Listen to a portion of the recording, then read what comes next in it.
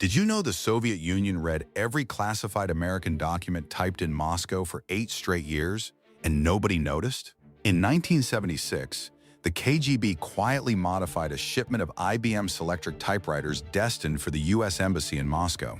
Not with microphones, not with cameras. Inside each machine, Soviet engineers had hidden a tiny precision sensor that tracked the movement of the typewriter's internal mechanisms.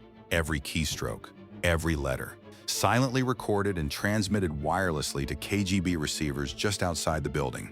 American security teams swept the embassy regularly. They checked for hidden microphones. They scanned the walls. They found nothing because they were looking for room bugs, not a compromised machine sitting in plain sight.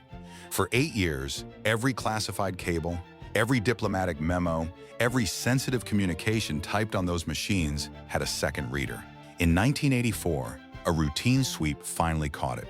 The devices had been there since 1976.